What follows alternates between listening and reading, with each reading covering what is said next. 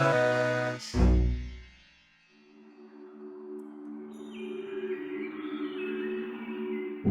to the Hilaritas Press podcast, where we explore the vast world of Robert Anton Wilson. I am your host, Mike Gathers, checking in with another episode with guest host Zack West, where he chats with OG chaos magician David Lee, who has an essay in Peter Carroll's recently released anthology, This is Chaos. Zack and David discuss this essay, breathwork, David's history with chaos magic, and more. And so, right here, right now, it's my great pleasure to share with you Zack's conversation with David Lee.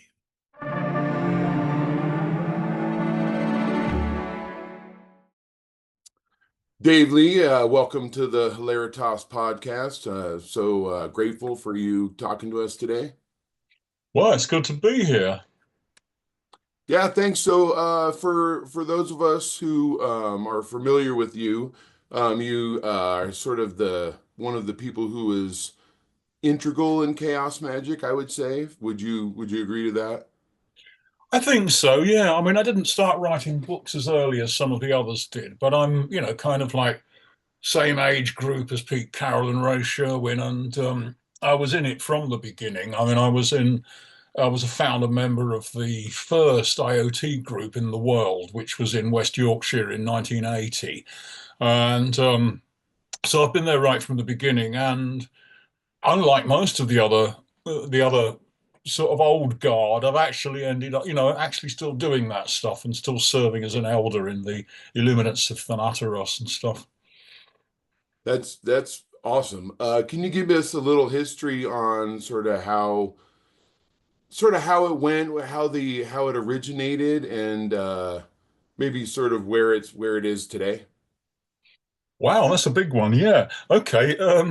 Well, for me, I I mean, I had the kind of magical world of a small child, but then I grew, came out of that when I was a small child and began to be socialized into the usual reality models. And I found that, let me just switch that off. Um, I found that what interested me as a child was science. So at school, I was a science kid.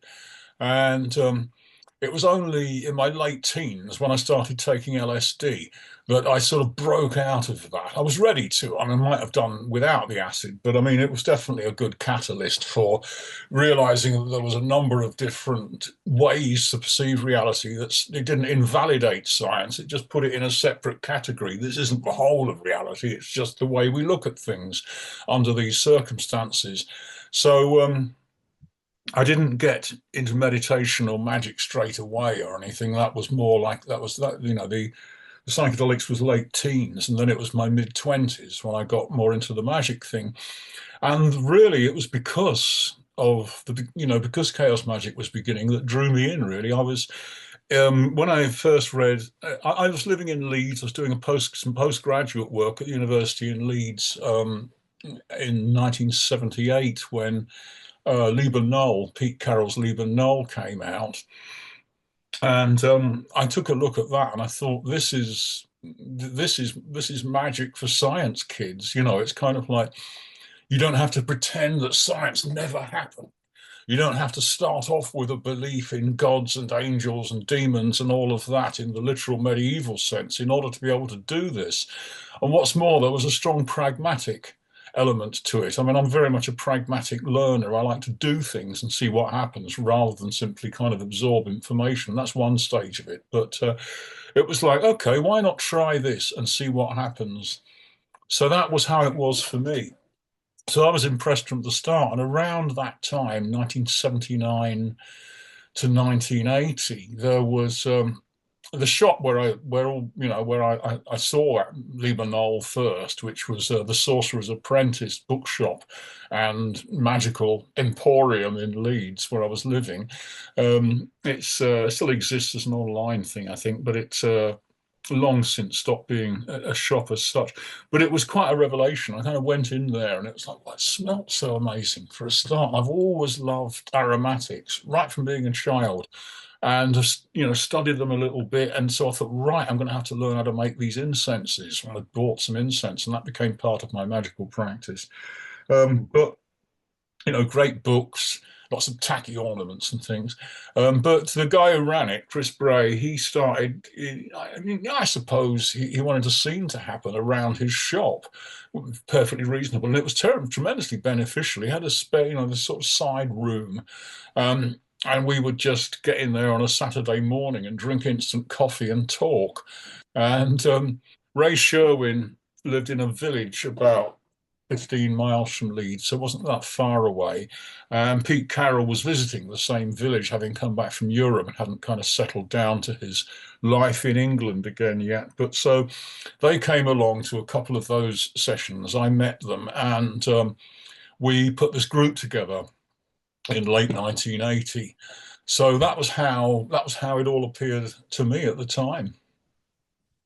Yeah, that's awesome. And then I got into chaos magic through Robert Anton Wilson. Was he? And it seems like most of the people that I've read, Peter J. Carroll, obviously he taught at the Maybe a Logic Academy, so he was very Mm. versed in Robert Anton Wilson's. Did he have an influence in your beginnings as well?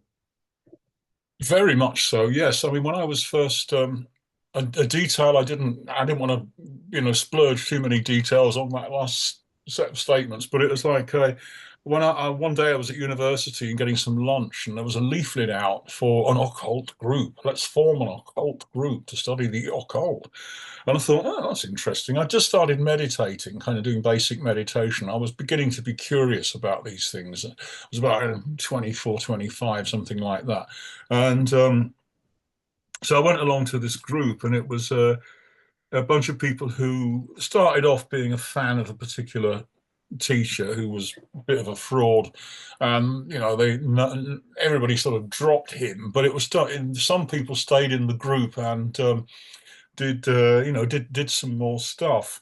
And at that same time, I was reading, and one of the things that opened me up to that possibility was I was reading Illuminatus. I've always loved sci-fi and some fantasy, although more towards the sci-fi side, ever since being a child. And so I got Illuminatus in 77, some 76, 77, something like that, and read it. And I can still remember the newness of reading people paradigm shifting, as it would later be called. I mean, quite in that first chapter, there's the guy um, who's searching someone's place. As it's Saul? Anyway, the guy who's sort of private investigator. So you've got the mind of a private investigator in there, and yet it's revealed that he has kind of like psychic sensitivities. So, oh, that's interesting. And then you're in the mind of a more regular cop. And then you're over in Africa with an African wizard who's doing a curse. And I thought, wow, this is so different. I really don't like the way that most fantasy treats magic. It treats it as like something that you score points in some Dungeons and Dragons thingy. And it treats it like that as if this is, it's like almost all fantasy fiction. It's like, magic isn't real, actually, but this is how we're going to depict it as if it is. Whereas Illuminatus said, what if magic is real? And we're still in the consensus world as well, where there are detectives and scientists and journalists and things like that.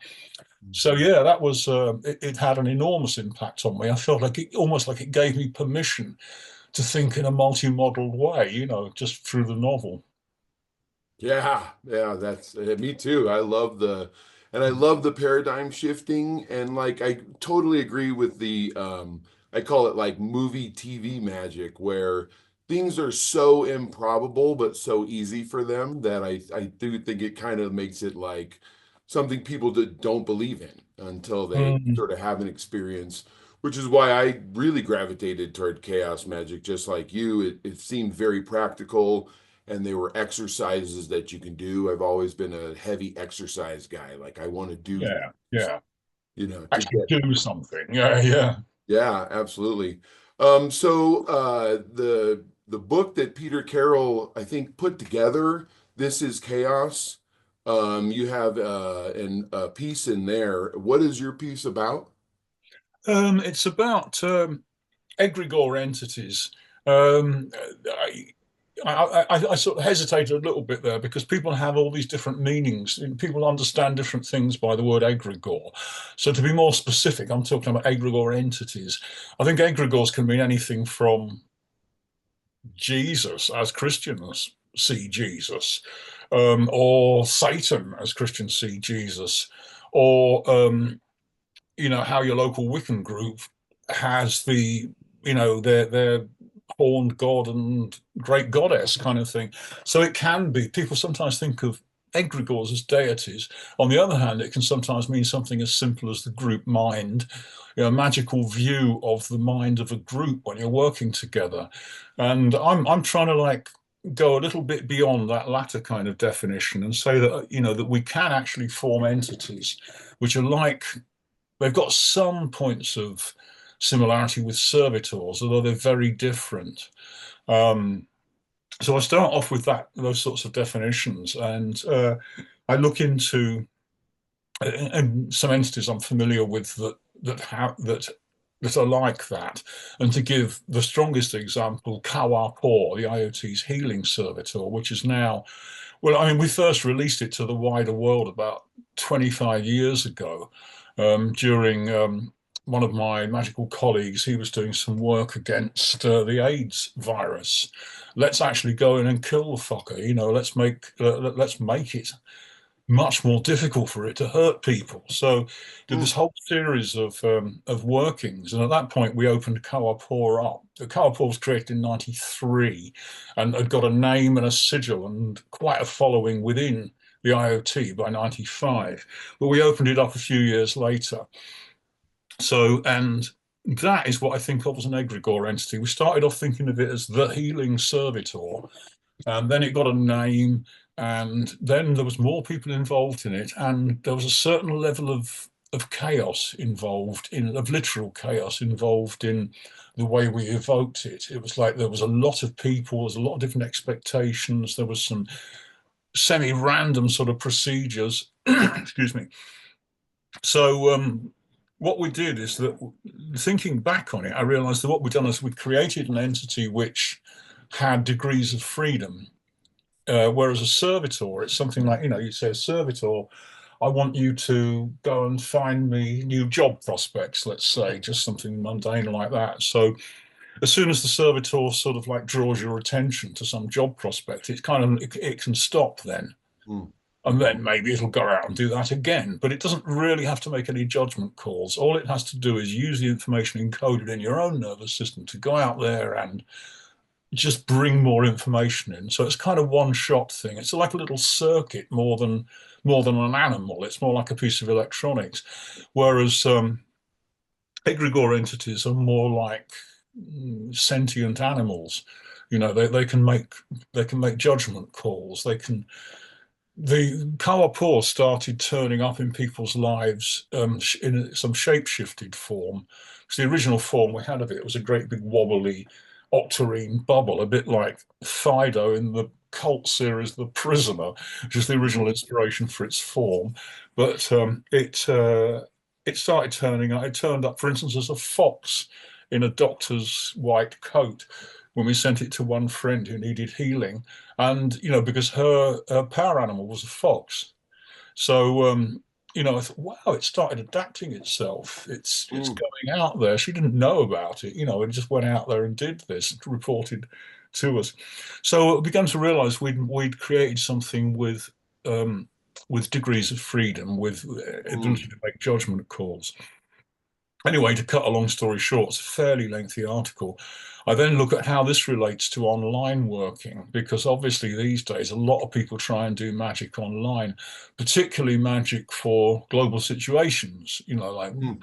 politics or social needs, things like that. And so what's going on here? I'm asking. It's like you can some people like will create a sigil and put it on Facebook or something, and then like say, okay, this is a sigil for such and such.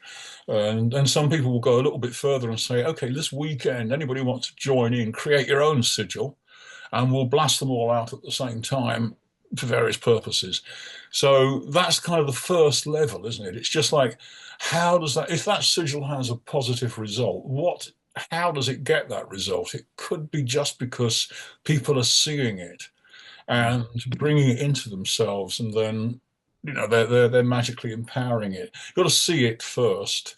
So there's an element, but also, of course, it could be that it's just alerting people to, on a mundane level, to things that need doing, and maybe thinking about doing some magic for that. So there's a mundane level to it as well. So you're not quite sure what's happening with a sigil. You can go one step up to a servitor, say, okay, here's a servitor. Mhm. Let's all work with this servitor. And one of the things we learned in creating egregore entities was that you can turn servitors of certain kinds into egregore entities, get more people to work with them, and put more magical power in. They become more effective. So that's the next level up. And then finally, you get something which has got that kind of that ability to make judgment calls, that extra level of chaos, the egregore entity. And I give some examples of more recent ones that we've created that are out there in the world. So yeah, that's a lot of what the article's about. I love that. I love how technology is being used as far as entities go. It seems like to me, it just seems like the internet and all the new, like even artificial intelligence is kind of a almost like a soil or a breeding ground for entities. It seems like a almost like a perfect house in a way that Mm. they can sort of like gain their own momentum. Oh, absolutely. Yeah. Because I mean, I've been peripherally involved in some of these online magics and began to question what are we doing here? How's it working? How effective is it? How can we make it more effective? And Mhm. degree of engagement was the thing for me, which is why I'm not very keen on AI. I think it's all right. AI is okay to solve problems. AI should be doing all the boring stuff that humans don't want to do. It shouldn't be creating art because that's the beautiful stuff that's a human thing.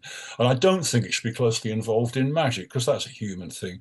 I think Mm. AI just get it to, turn handles and solve problems kind of thing. But yeah, but other than that, I would agree with you. Almost like a janitor, the AI.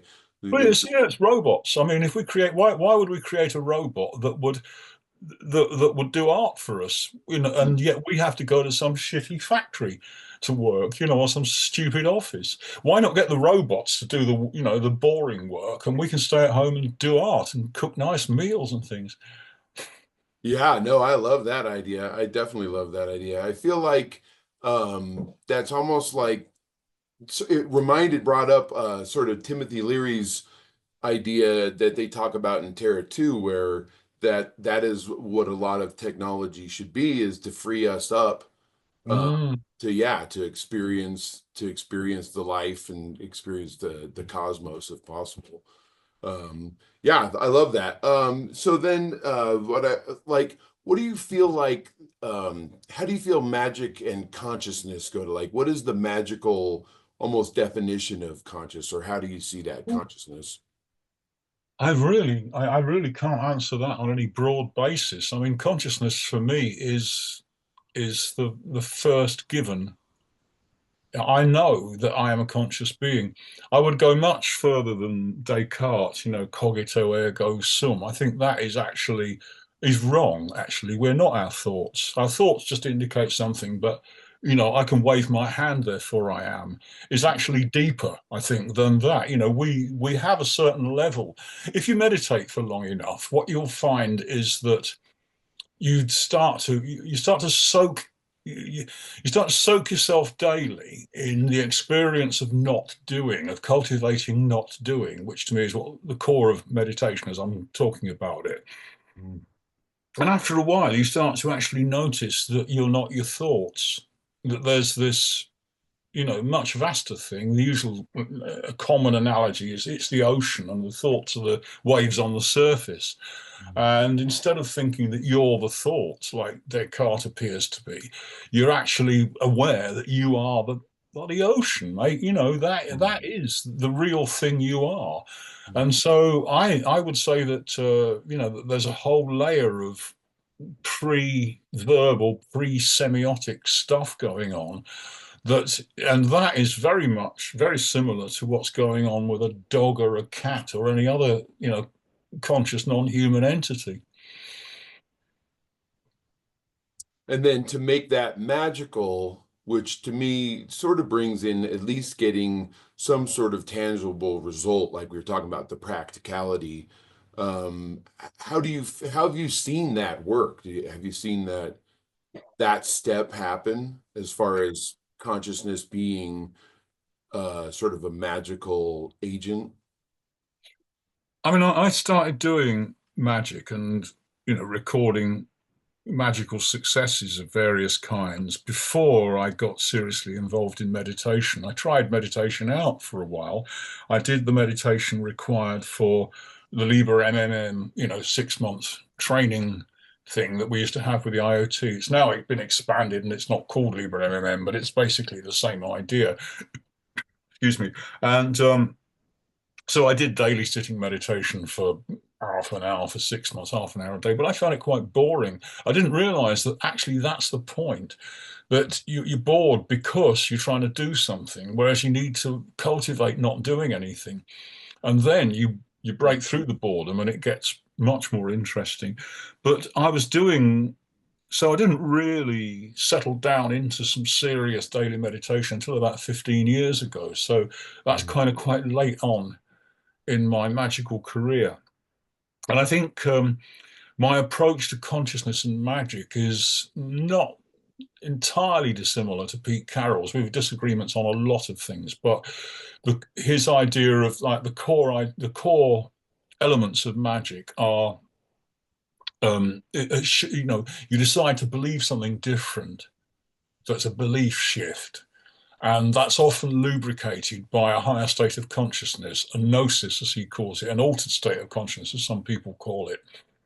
And so, I went through all the usual kind of methods of achieving higher states of consciousness, everything from sitting still, from dancing or spinning, through to taking psychoactive substances, all of these things. And there is a point where your consciousness becomes more free of its usual shackles of belief, and then you can plunge into the magical world. That's the point where you do your magic.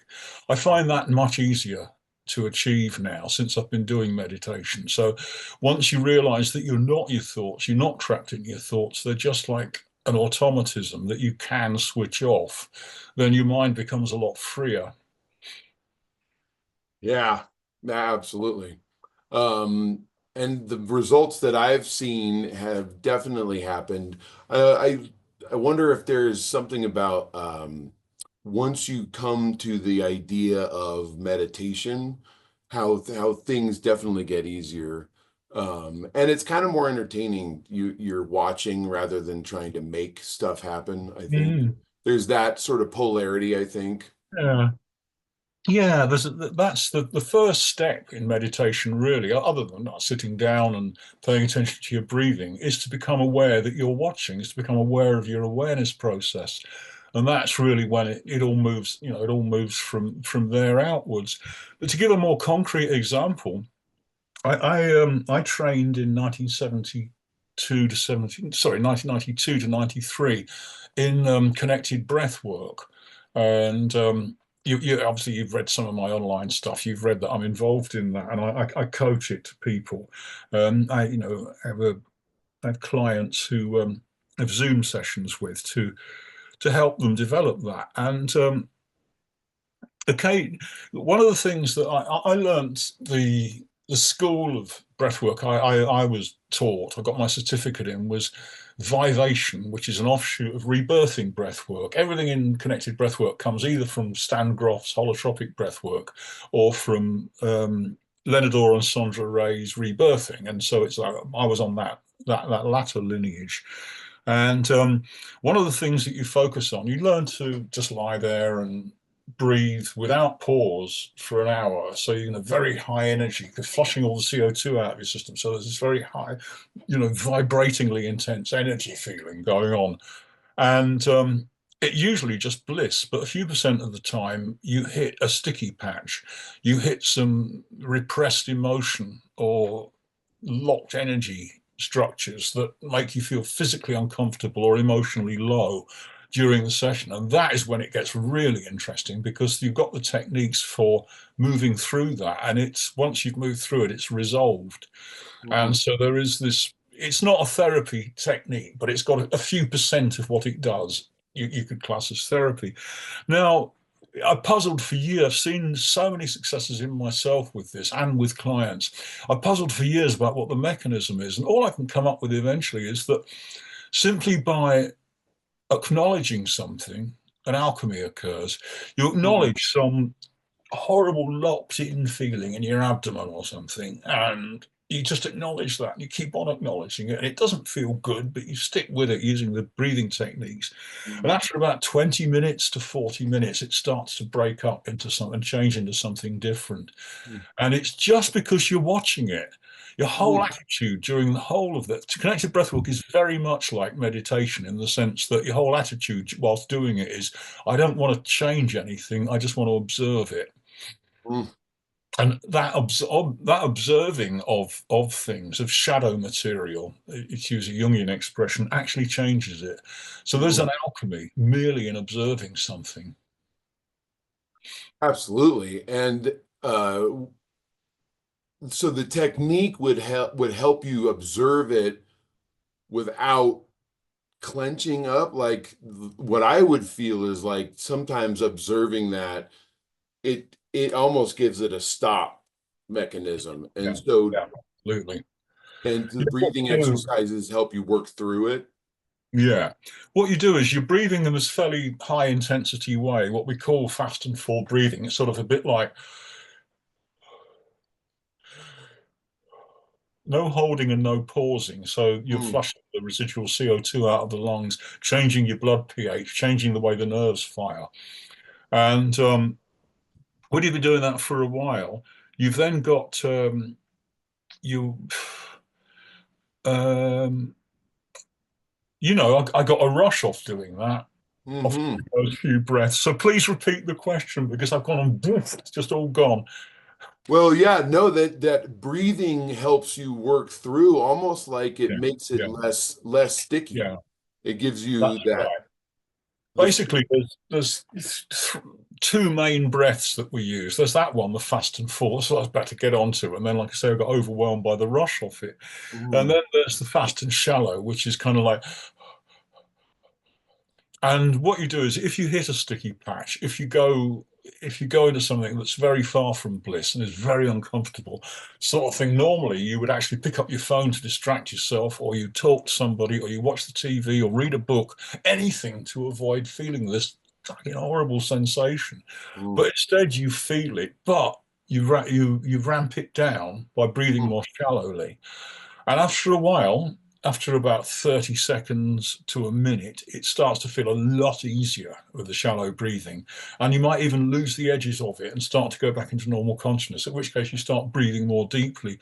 So you're going, I call it the volume control. Volume of breath determines the volume of intensity of the feeling. So you're moving between shallow breathing and much deeper breathing. And eventually that click happens where you basically reframe the sensation as something which is enormously powerful and helpful, rather than something which is awful. Um, That sounds super powerful. It reminds me, I did a little bit of breath work with a woman, and there was one time I got into it and I started like sweating. I mm, was lying down doing the breath work and I was literally like sweating. And then it felt like a didgeridoo was playing me from the inside. It was like the only way I could explain it. It was just like this whoa, whoa, like inside, and I'm just mm, like dripping sweat, and It was amazing and absolutely like I don't know if like physiologically like if there's like a chemistry that goes on with sweating, but definitely like you're talking about the pH. I know very little about that to claim my own ignorance. Can you tell us a little bit more about any type of like the neurochemistry that goes on when you're doing the breathing exercises? Well, there's very little known in detail about it, but one thing we can point to is that normally when we breathe quite shallowly, and we only replace between 20 and 60% of our lung volume normally. And so there's this residual volume. I think it's actually called residual volume, which is, down near the bottom of the lungs, which is full of CO2 because, of course, the CO2 continue to be processed down there. So there's just like Mm, boom, CO2. If you do deep breathing without holding your breath and without pausing your breath, then what happens is that residual volume gets flushed out, which means that the CO2 is a good thing normally. It actually helps, it's part of the reflex that means you take the next breath. That's because the CO2 levels built up to a certain extent. It's triggered something in your mm, autonomic nervous system, which keeps you breathing. If you flush the CO2 out, you kind of override that. Because what you've done then is the CO2 keeps a certain level of acidity in the blood because it's an mm, acid gas, so it produces an acid blood conditions. If you flush it out, after a while, your blood becomes very slightly more alkaline. The pH raises, and this changes the way that some nerves fire. So this is as much as I have been able to. I wrote a book about this, but this is as much as I've been able to find out about the physiology that's known so far about the altered state that connected breathing brings on. mm, Wow, that is cool. And the little bit I know also, I remember hearing a lot about parasympathetic and sympathetic nervous system activation depending on inhale, exhale.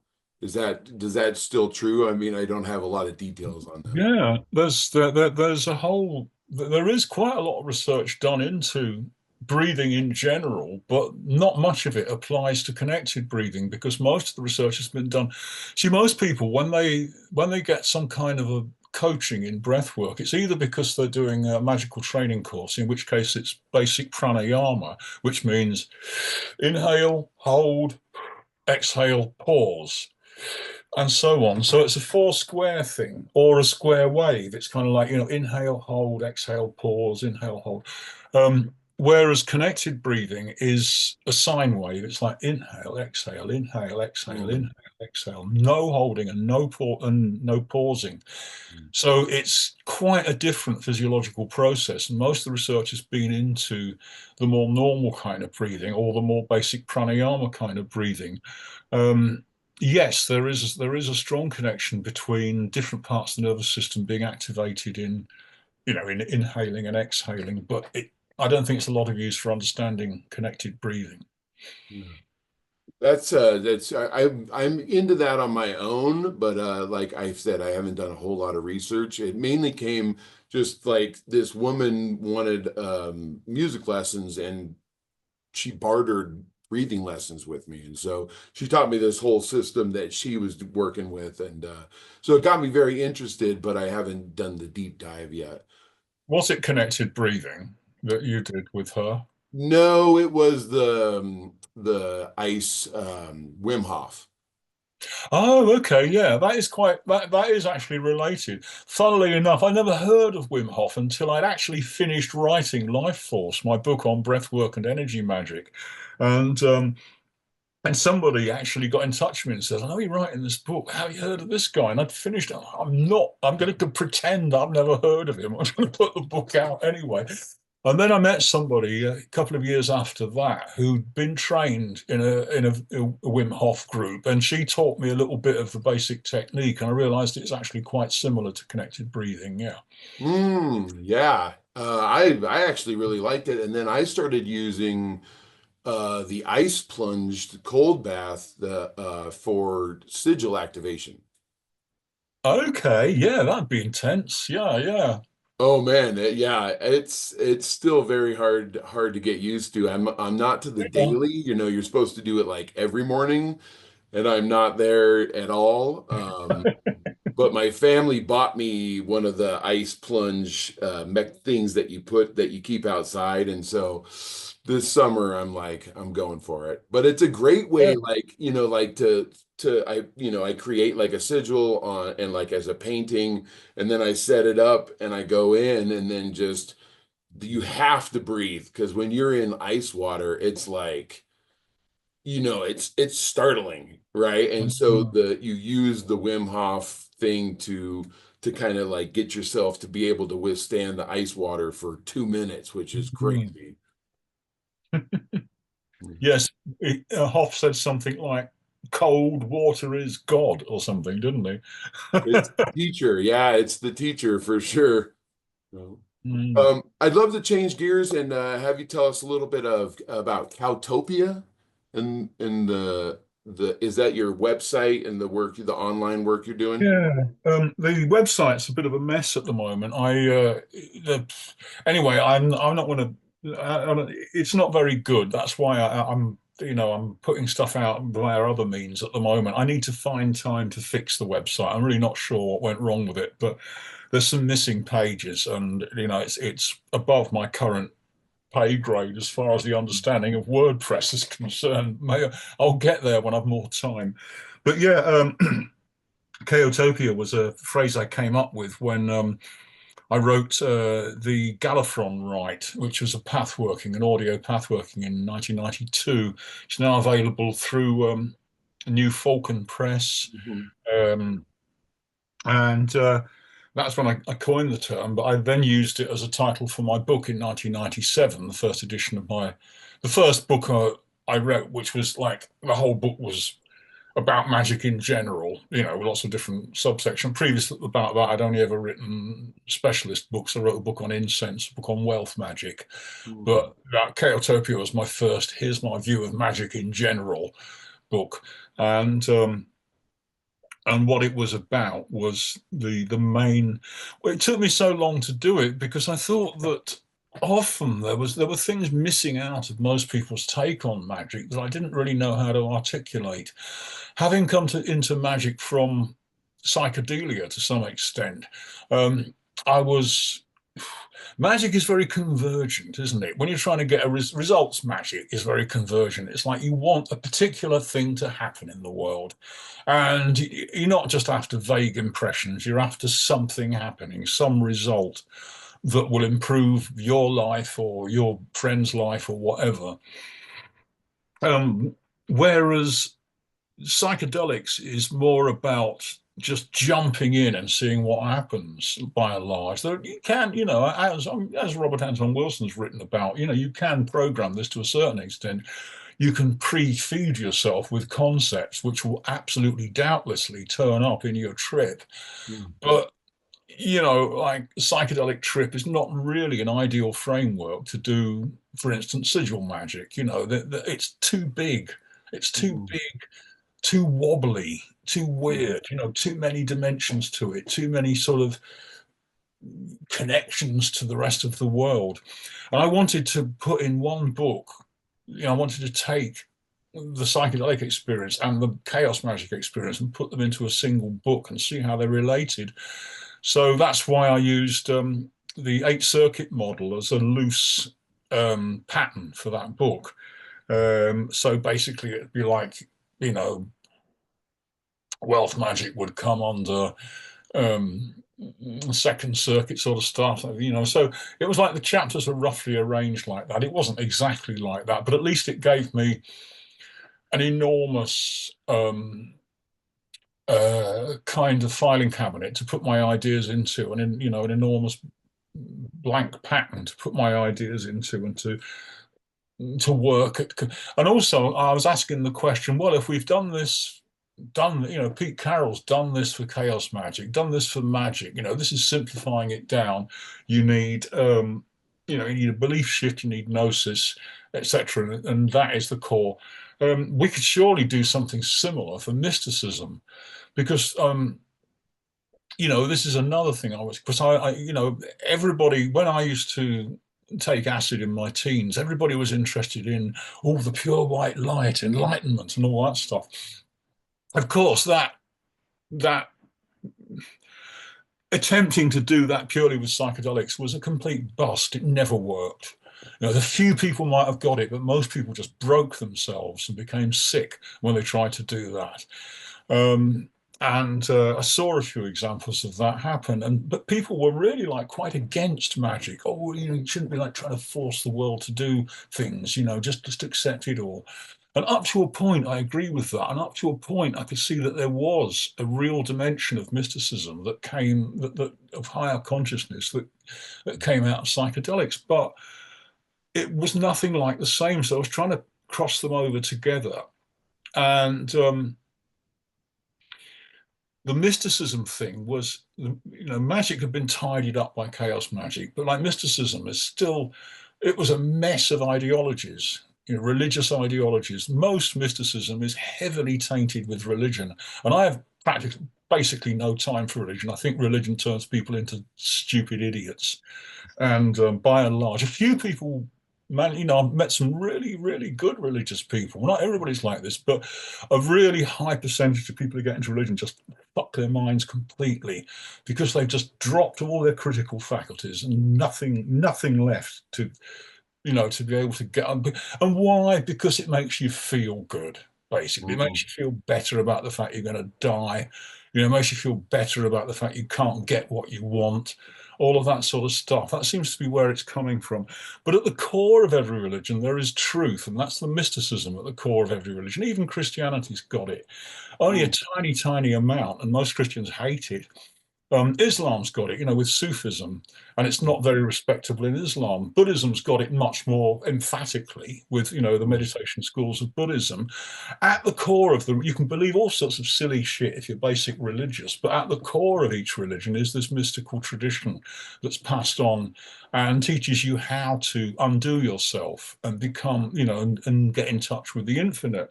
So I thought maybe we can do something similar to chaos magic. It'd be a bit like chaos mysticism. I think it was Lionel Snell coined that phrase. We were both talking about this stuff at the same time in the mid to late 90s.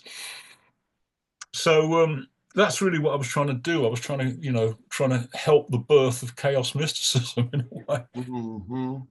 Yeah, I feel that. It's funny. My dad is a minister and was one of the religious people that I think didn't mess themselves up with it.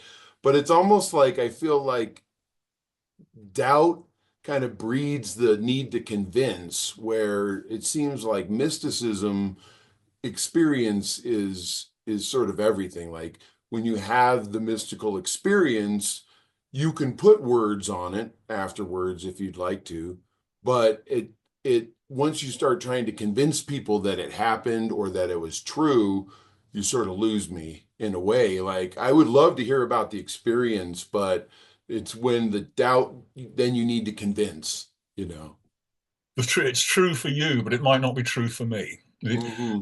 No doubt, the same. The person who tells you that, you can connect to the same infinity as them in a certain sense, but their interpretation of it is never going to be the same as yours, and it's actually destructive to try and convince other people, I think. Yeah, that's actually very timely with a lot of conversations that I've been having recently. Is there anything else that you'd like to talk about? I think we've brought it to like, what are you working on now, and what are you looking to work on? Well, I'm doing the final series of editing and typesetting on a novel, which I will certainly be out this year. I'm hoping to work up to a launch sometime in the autumn.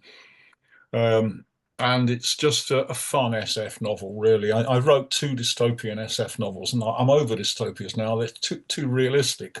Mm-hmm. There's too much going on that's dystopian. So I thought I'll write something to make people amused in a wry and bizarre way. So it's a novel about talking dogs, and I like dogs, So that's really been messing around with it for years, and it is basically finished now. I'm just going through a final sort of, editing and typesetting, and I'll self-publish it. But I've got a lot of material. The next project I've got a lot of material towards is a memoir. I'm old enough now to write a memoir. Sort of my, I wrote the last book I wrote was Primordial Chaos, which has got some memoir elements to it because it was all about stuff that I wrote from way back from 1979 onwards, and representing some of that stuff with modern contextualizations of it, pointing out sometimes where I've disagreed with myself, and in other occasions pointing out where what social context this came out of, what the scene was on, the magical scene was around something I'd written. So that was fun to do and began to get me making a lot more notes about a memoir. But this will be pure memoir. It's, my life in magic sort of thing. So that'll be the next book after Dog World. I'm looking forward to both of them. Yeah, both of Okay. them sound really good. Well, Dave Lee, thank you so much for doing this fascinating conversation. I really appreciate it. I'd love to do it again sometime, and yeah, appreciate it. Thank you so much. Oh, you're welcome, Zack. It's been fun talking. Yeah. Appreciate it. Thanks.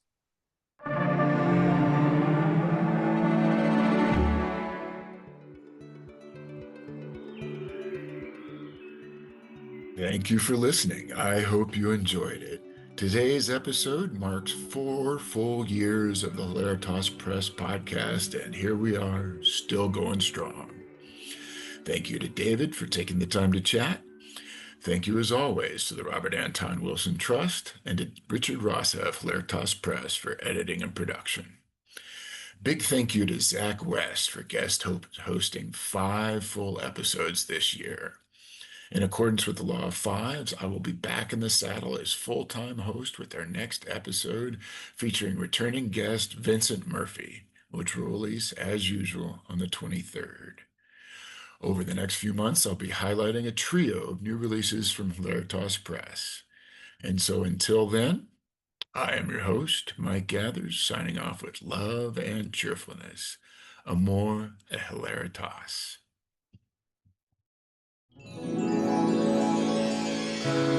Hilaritas.